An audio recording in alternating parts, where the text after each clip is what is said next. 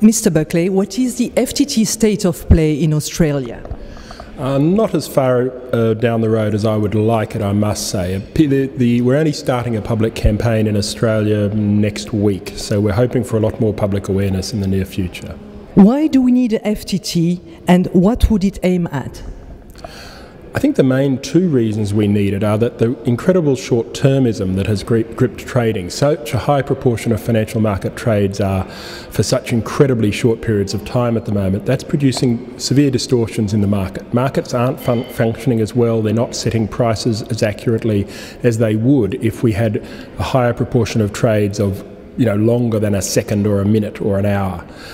So we've got markets that aren't working as well in terms of allocating resources as we would if we had an FTT. We also have sectors, principally hedge funds and investment banks, that are fairly lightly taxed. And if you tax some parts of your economy heavily, other parts hardly at all, resources are going to flow to the parts that aren't taxed.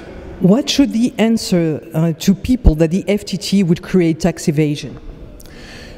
A financial transactions tax would actually be much harder to avoid than most taxes, because if you're looking at most financial transactions, they are cleared and settled through a small number of large institutions,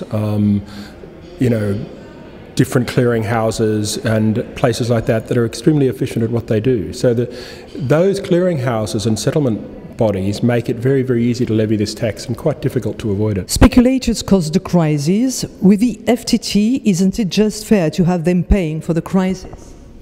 Yes. I mean, most developed countries now have large budget deficits, partly from bailing their banks out and partly from having to stimulate their economies in response to this crisis. So, I mean, I think it's entirely fair that the financial sector, try to contribute to repair some of the damage that it's done. And finally, what should be our next step? Well, I think the next step would be, frankly, I think the next step should be to stop calling it a tax and calling it a levy or a fee, because I think that might be a bit more politically palatable.